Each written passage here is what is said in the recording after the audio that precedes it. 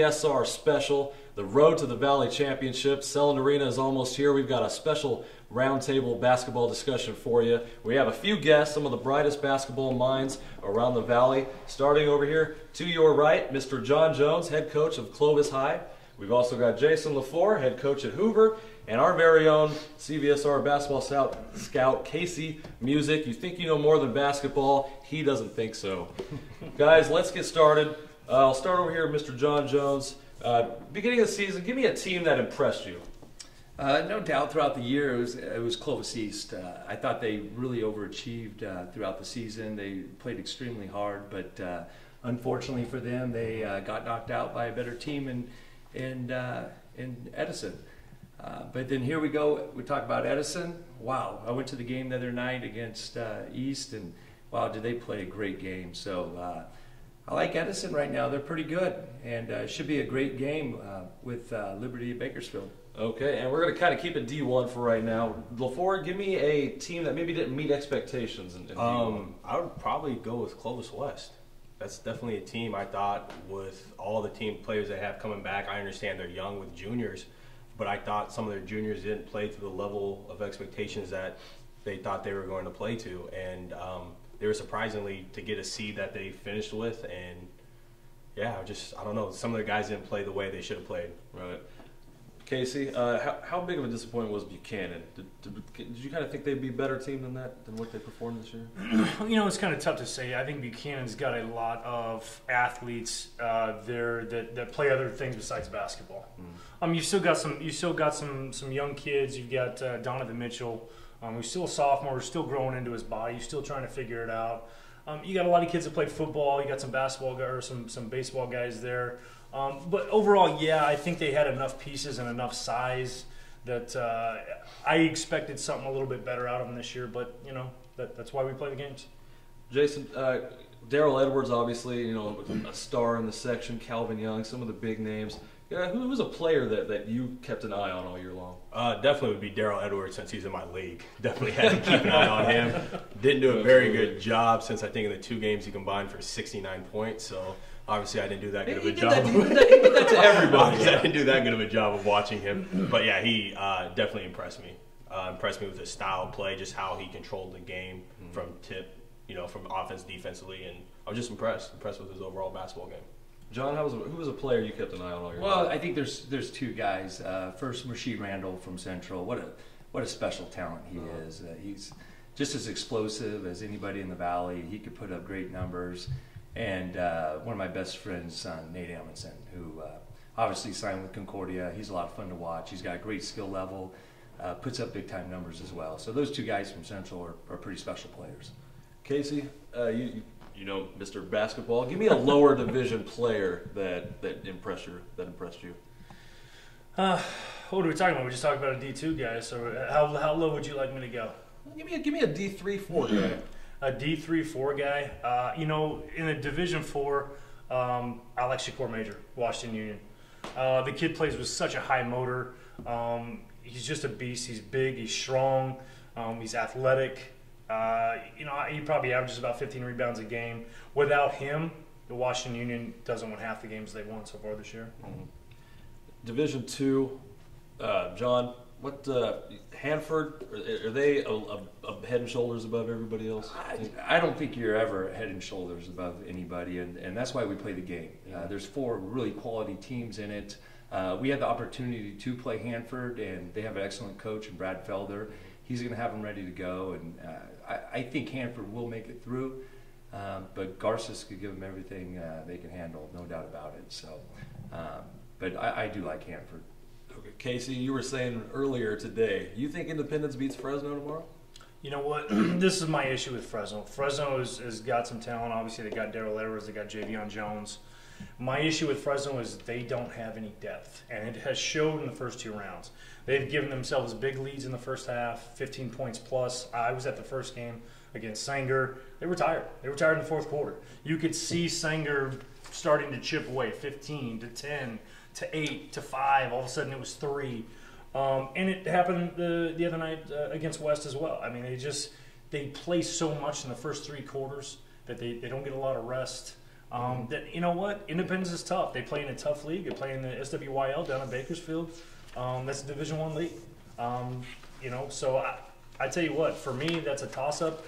If Indy wins it, it's because of their depth. All right, and we're all in agreement, Emmanuel and D5? Yeah. Absolutely. All right. Sleep on California City. Sleeper pick right there. Guys, we're going to take a real quick break, and we'll be right back to discuss a bunch of stuff, style of play, head coaching positions around the Valley, and later on we've got predictions, so stick around. We'll be right back.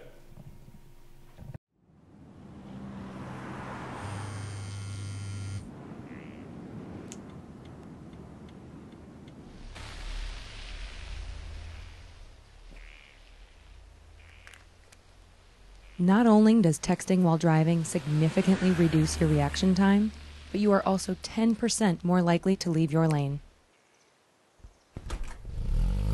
This commercial was 30 seconds. That's all it takes to avoid a senseless tragedy.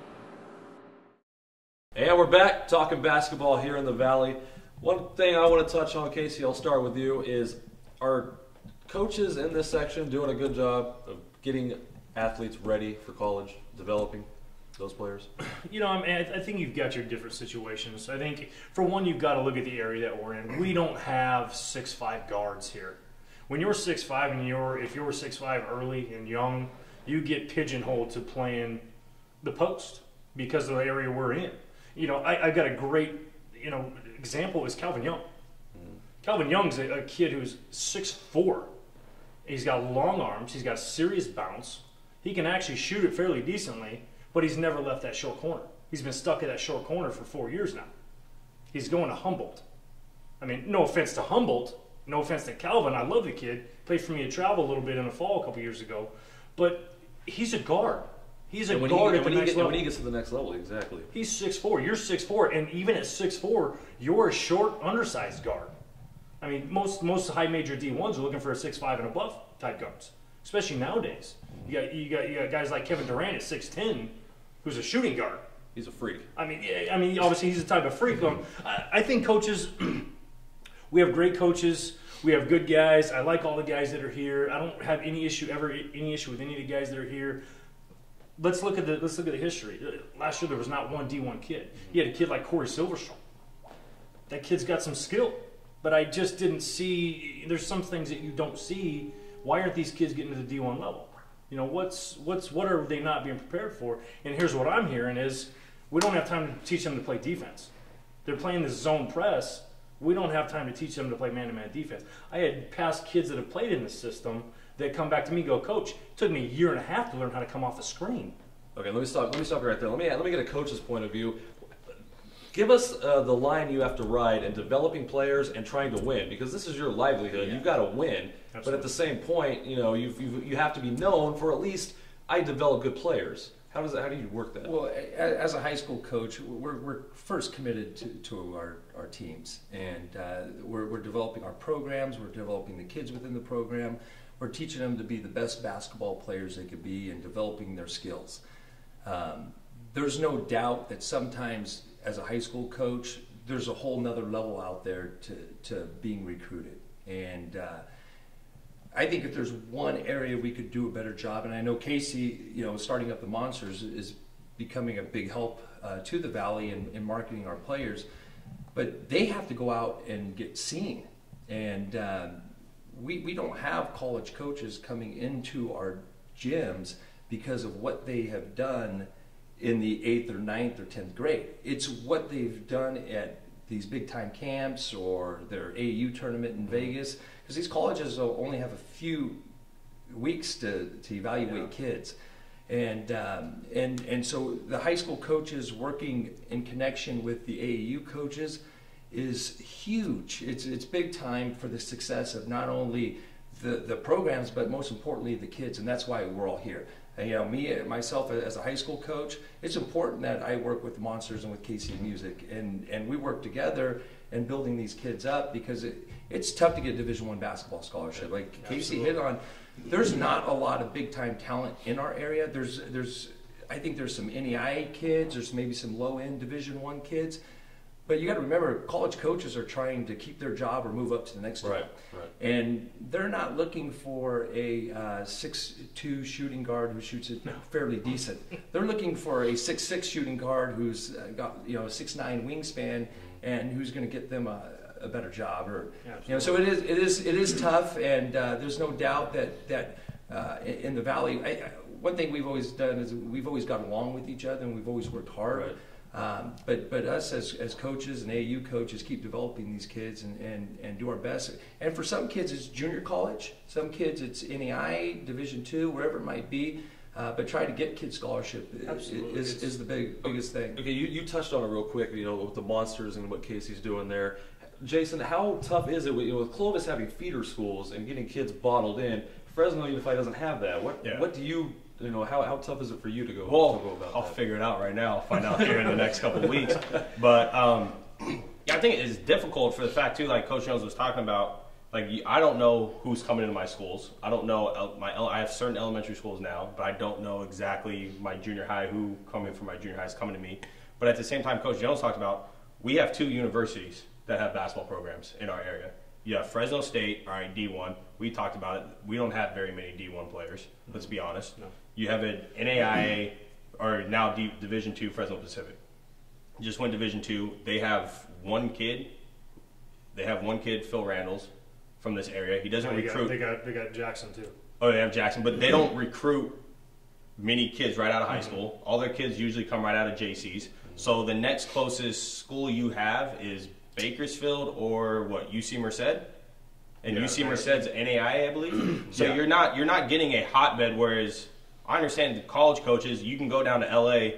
There's a plethora of colleges there. You have a lot more talent. You go in the Bay Area, there's a lot more colleges. Well, you have more talent. Come to the Valley. You go from Merced to Bakersfield.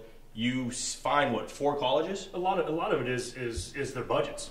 You're going to come to the Valley. Even a kid like Colin Slater. You're going to come to the Valley and watch Colin play against who? You're going to come to the Valley and watch a kid like Calvin Young play against who? But you're going to blow your whole budget, or you can go to Vegas in the summertime and watch Colin play against the top guards in the country, along with 500 other the top. That's the same thing. It's like having a showcase. So they're not coming here. What happens is if they do find that one kid like Colin, then they'll show up. They'll show up just to get that baseline of Colin. But that's the same thing. It's like a showcase. You have a showcase. You can have a showcase in LA, like you said. I can find probably 30 Division I players. Absolutely. Bay Area, I can find 30 Division I players. I come to a showcase here in the Central Valley, I might find 30 junior college players. What happens if you come and watch a kid and that day, even like with Colin last year, he was hurt, didn't play a game. Yeah, it's a wasted trip. It's a wasted trip because you're not traveling down to Delano or Tulare and finding somebody. Okay, I'm going to stop it right there, guys. We're out of time for this segment. We'll be right back with predictions. Thank you for being with us here on the CBSR Special Basketball Roundtable. We'll be right back. You know who it is?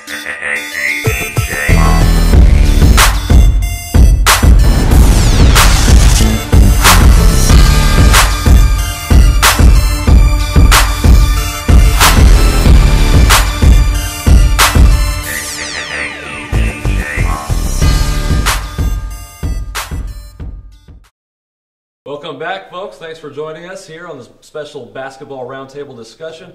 Part 2 of our segment is basically going to touch on a few things. Maybe let's go style of play. Out of the teams that are left in Division I, and most teams in this section, Central, Bullard, Edison, they play up-tempo, don't blink, fast style of basketball. Casey, you watch a lot of basketball in this area. Is that why they're still left in the playoffs? Is there value in running that? Is it successful? I don't think this year it's so much about the style. You've got the 4 teams that are left got the horses. Mm-hmm. I mean, Central's got kids that can play. Edison's got kids that can play. Bullard, they still have kids that can play. Mm-hmm. Liberty is the one school that doesn't run the dribble drive or whatever you want to call it, the Wahlberg offense or whatever it's called. But they've got kids that can play. That was my Final Four to begin with. Clovis East. They were the 3rd seed. It's always tough to beat anybody 3 times in a season. Right. Clovis East, they overachieved. I mean, the one thing about Clovis East that you can always say is they are going to play their butt off. but they kind of run that same. That's what Wiggins runs that stuff as well. So for me, it's really the horses that are left. The 4 schools that are left have the horses. You're right. Wiggins had the one team that maybe didn't have a whole bunch of stars, but they played as a team. See, I think when we talk about style of play, you kind of tipped on teams that want to play up-tempo and really fast. I think of all years, I've been out here for 15, 16 years as head coach. And this year, by far, I think more teams changed their style of play based on the personnel. Absolutely. For one, Bullard, and you look back at the past, like 14, 15 Valley champions, what did they do? It was up and down. It was the team that put the most pressure on the ball that usually won. Absolutely. Well, this year, I think it was complete opposite. Central's not the same team that they've had over the years. Central in the past always had these quick little guards who could just, they could turn you over left and right, and they're turning turnovers into layups and shooting, and hitting threes and doing their thing. Well, this year, you look at Central, they're playing half-court defense. They're big, they're strong, they're staying in front of the ball. Liberty's never been an up-tempo team, but even Bullard, over with Coach Amundsen there, they were nothing but pressure all over the court. 2 times I've seen Bullard play this year. They pressed a little bit, but they were also half-court defense. Yeah. So the teams are not pressing quite as much and trying to speed teams up. They're playing kind of a little bit more to their personnel, which is a little bit different than what I've seen in the Valley. So it is a little bit of a change, which is kind of nice to see. Can I stop you right there? Do teams trap a lot in high school basketball because the players aren't as talented to break the press? It seems like almost every team is just let's press, and press. In the NBA they don't press because players are talented enough to get the ball down half court. Well, each level you go up, it gets more difficult to pressure the ball. At a certain point you got to stay in front of the ball and defend your man and guard somebody. And that's why usually in the playoffs, by the time you get to right here where we're at, the Final Four, the guards are just too good. And even in past years, you could put some pressure on the basketball, but when you do trap, you're gambling, you're leaving somebody open, and you got guards who could swing it to the other side and dump it to the short corner, and next thing you know, you're giving up a layup or a dunk, and you don't want to give up too many of those at Selland Arena because that might be your only chance of getting there. So you don't want to give up a bunch of layups. Talking about that, you look at Edison. Coach Wilkins is always known for that up-tempo system, that up-tempo style, but against Clovis East, he made an adjustment, went to a triangle and 2. That's something have you ever seen Coach Wilkins run a triangle and 2? No, maybe sometime 25 years ago when he was still in his mom's womb or something, But you know what I'm saying? Like, that's something he made an adjustment, like you talked about. There's teams, Central, Coach Amundsen, who you can say is from the whole Wahlberg style. They played a sagging man this year. They don't have the horses, like Coach Jones was saying, to play that up-tempo style. He has 2 bigs in Nate and Darius that he has to pack the paint, and they have to protect the paint. They're not. He's got 3 kids that are 6'5" plus. They can't get fast. You get that up tempo style, they're going to get fatigued. Now all of a sudden, your best players are on the bench because they don't have those bodies to be in that type of shape. Absolutely. Well, and this is really the first year, like Coach Jones said, this is really the first year that I've seen guys that traditionally run the dribble drive or whatever you want to call it, that they've made an adjustment defensively. I've heard years in the past, press harder. That was the adjustment. And that was always my beef with it was, okay, make an adjustment. If you do whatever it takes to win a game, I'm trying to win a game. If that means I run whatever I run, well, if against this team I can't do that, I've got to run a zone, or I've got to run a half man, or I've got to run a triangle and 2 like Coach Wilkins did against Clovis East to figure something out. Do it. My thing is the rule change. Like, I understand the Central Valley didn't really implement it as much as they should have. But does the rule change make a difference? You better believe it. You know what I'm saying? Because now all of a sudden they're calling the little bumps that normally in the years past they don't call. Now all of a sudden you're getting kids in foul trouble. And before it was, we can expend those kids. But now it's you have your top 5, top 6. Yeah. Now if you're running that system, you get kids in foul trouble. Now you're playing your bottom, your 6, 7, 8, 9 against their major 4, 5. Now it's. That other team's at that advantage. I'm going to stop you guys right there. We're running out of time for this segment. Folks, stick around. We'll come back with our last segment, predictions, and who we think is going to take it down, cut the nets at Selland Arena. We'll be right back. Imagine our nation without drunk driving. Mothers Against Drunk Driving can make it happen with your support. Help save lives with MADD's campaign to eliminate drunk driving. For details and donations, visit mad.org or call 1-800-GET-MAD. This weekend, Selland Arena, we're crowning Valley titles, guys, or Valley champions. So we'll start with Division I, Final Four, Central Bullard, Edison, Liberty. Central Bullard's pretty much the final, right? But does Edison, Liberty... Not necessarily. Not necessarily. No. So you're saying Edison, Liberty has a shot? Oh, without a doubt. Okay. I've seen Edison play, and I've seen Liberty play, and don't sleep on Liberty. I'm telling you, they're very athletic. They play a different style of basketball. They're tough. Edison's going to have to play extremely well to beat them. Who wins? Liberty. Liberty? Liberty. Liberty the whole thing? I think Liberty. I'm going to go with. I'm going to go outside chance. I'm going to go upsets. I'm going to go Bullard and Liberty. Bullard and Liberty Yeah. meets? Even though Edison's a 6, I think a lot of people are thinking Edison's going to win that Right. game. But I'm going to go Bullard versus A Liberty. lot of people from Fresno think Yeah. Edison's going to Yeah. And I'm going to go Bullard wins it all. Bullard wins it all. Bullard Fourth wins time it. Four in a row. Four in a row. Wow. Jason? I agree with Coach Jones with Liberty. At North, we played Liberty last year, and one thing they do, they run their offense to a T. Like Coach said, they have bounce, but they shoot the ball very well. Yeah. They shoot the ball very well, and they're under control. And I think that might give Edison's fits. I like Central over Bullard. I know Bullard barely lost to Central last time. They didn't have Armstead, Austin, yeah. but I think I like Central. I think I have Central Liberty, and I think Central wins it all. All right, you got the Grizzlies. All right, Casey, Mr. Basketball. I think first starting with Liberty and Edison, AJ Sharon, Coach Sharon down there for Liberty. They've got two studs. They've got Bray Barnes, Kyle Ferreira. Bray Barnes, 6'6". He had about 7 blocks against Clovis West the other night. Kyle Ferreira can absolutely shoot it and run the offense. I like Liberty because Coach Sharon will do whatever it takes. He'll throw wrinkles at you. He'll throw a triangle and 2 at you. He'll go box and 1. He triangle and 2'd us last year at the Super Saturday thing in Edison and absolutely killed us. And then you got to go to Bakersfield. Edison's got to travel to Bakersfield. We all know how those different things work. It's tough to travel a couple hours and then get out and play a basketball game. You know what? I said earlier that I still liked Bullard over Central because Austin, they only lost by 4 without Austin the first time. I'm changing that. I'm going with Central. Central had their scare against Bakersfield. They figured it out. Mershid took over and said, you know what? We're not losing. This is my year. I'm a senior. This is my year. I was at the Bullard game against Stockdale. You know what? They can flat out shoot it, but right now, if they're not hitting threes. Okay, so you got Central Liberty. Who wins? I got Central Liberty. You know what? I've said it all year. I think it's Central's year. I mean, I really do. You know what? I love Liberty. I love Coach Sharon. He's a friend.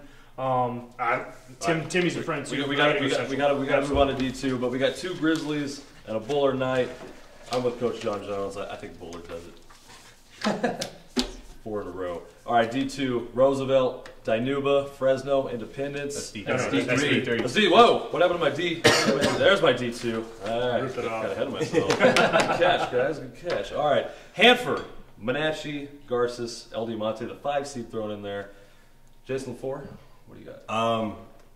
I go with Hanford. I'm not gonna lie, I've not seen El Diamante play this year. I've seen some of the teams they played against LeMore twice. They split with LeMore. Hanford by far all year has been the best team in Division II.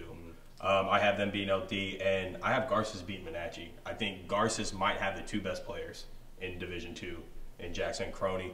And I actually am.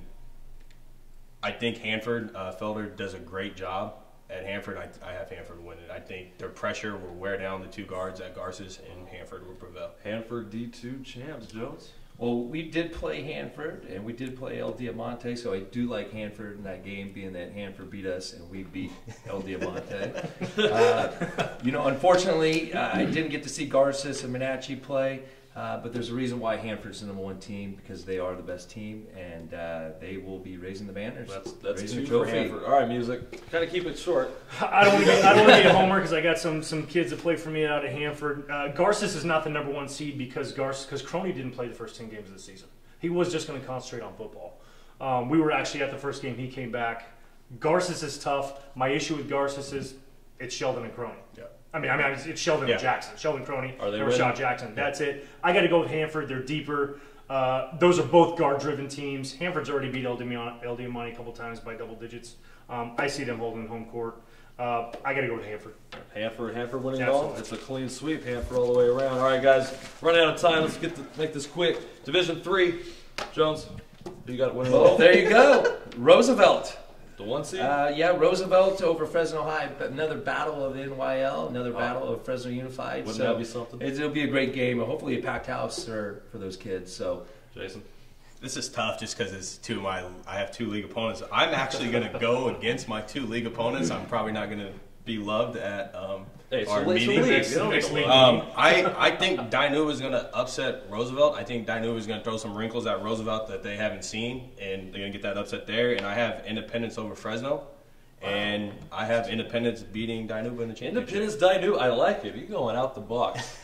Music. Quickly, Fresno concerns me about their depth. They got 2 guys that can score it. They're not very deep. They've struggled the first two playoff rounds. I got Independence coming in, taking over that. You know what? Dinuba's not played anybody with Roosevelt's athleticism. That's how Dinuba's got this far. They've got 1 scorer, Celestino, that's pretty good. After that, I got to go with Roosevelt versus Independence. You know what? I think I'm going to go with the upset. I go with Indy over Roosevelt. Ooh. Indy was there last year. They won it last year. I know they lost some guys. I'm going to have to go with Indy. I like Roosevelt, but you know what? Indy's been there before. I'm going Fresno High. I think you guys don't. Hey, they're carrying on this winter sports season. It's going to continue. They're cutting down the nets. I like Daryl Edwards. He's a stud. He's a stud, but they're not good. He's very good. All right, we'll see. All right, Division 4. Here we go. Washington Union, Salinga, Granite Hills, Bakersfield Christian. LeFore, I'm going to start with you. I have not seen anybody play except for Washington Union. All right, you're not picking that. And all I gotta say is Major is a beast. He is. And I'm not sure what the other 3 teams have, but I don't know if they can have somebody guard that kid, because that kid is a flat out stud. Yeah. And he's cutting down the nets. Just ride Major all the way. Coach Peterson, if you're watching, just ride Major. Just ride him to the Bell Championship. Jones? I think Washington Union probably played a little tougher schedule than the other teams, and that gets you prepared for the playoffs. And at the end of the day, it's going to be the Panthers. I like the Panthers. Are we a clean sweep on the Panthers? Yeah, Granite Hills played a soft schedule. Union's already beat Kalinga once. Your final is going to be the semis, which is Washington Union and Bakersfield Christian. They got a raw deal on their seeding. You know what? I've said it all year. It's Washington Union. Nobody else matches up with them athletically. They've got 4 guys with Sears, Blue, Stell, and Major.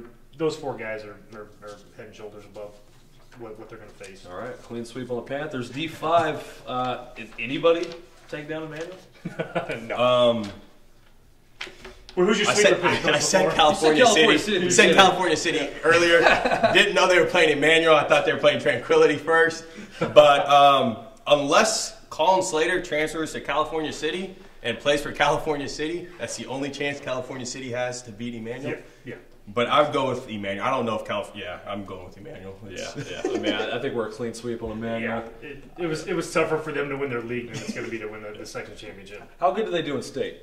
You know what? If they have Colin Slater, they win 2 games.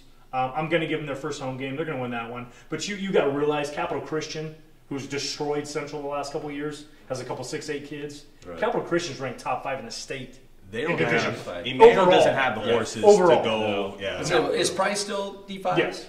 No, you know what? I think they got bumped. They got bumped to D4. Okay, so yeah, Capital Christian is there. And you got all those private schools that have the studs, and they don't have the guard play. Let's be honest, they don't have the guard play to get inside. And honestly, Darren's not big enough. No. He's not big enough yet. He's not ready to play those type of kids. No, like I said, Cap Christian's got 3 or 4 kids that are 6'7" and above. All right, we are out of time, guys. Thank you for joining us. This was awesome to talk basketball. We'll try and do more sports here at CVSR in the coming future. So stick around, stay tuned. This has been awesome. We'll see you later. We're out, Fresno.